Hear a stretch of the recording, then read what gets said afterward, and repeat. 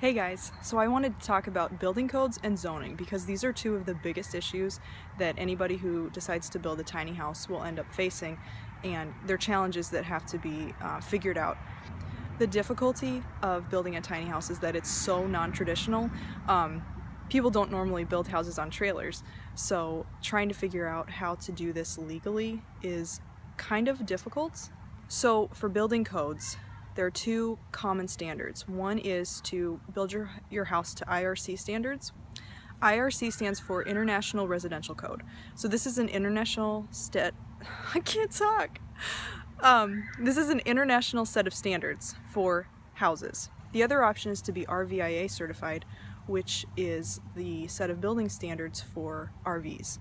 The advantage here is that the standards are a little bit lower than they are for the IRC. And I say you know a lot. The nice thing is RVs are already kind of houses on wheels. Of course, they're not meant to be lived in permanently, but the code is nice because it's already made for a structure like that.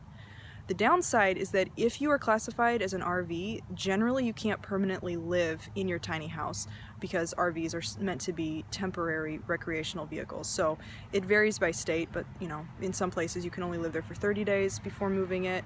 In some places it's a couple months, but it's generally not a permanent option. So that's pretty much the standard when it comes to building codes. You either want to go the IRC route or the RVIA route. Personally, I've chosen the IRC. I want to have a higher standard to build to, and I want it to be able to be a permanent residence and not have to worry about parking it in an RV park or anything like that, or having to move it every 30 days. As far as zoning goes, there are a couple of options for tiny houses, and it depends on how you want your tiny house to function. So if it's going to be your primary residence, that's where you're going to encounter potentially the most difficulty in figuring out your zoning. It also depends on your foundation. So if you have a tiny house on wheels, it's going to be a little bit harder just because it's a movable house. If it's on a slab foundation or skids, that's a little bit more traditional, so you might have a little bit of an easier time getting it approved. So you have about 3 options when you think about zoning for your house.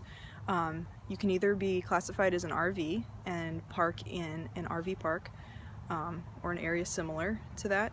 You can be classified as an accessory dwelling unit, so that would be a dwelling unit that is adjacent to a primary dwelling, or you can be classified as a primary dwelling on your own piece of land. The standards are the highest for a primary dwelling, which makes sense. No, it doesn't. Government is stupid.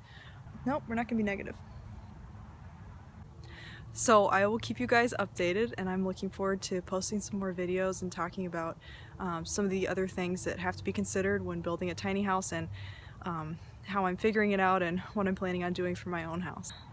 And because I can't figure out exactly how to end this video, I'm just going to say thanks for watching.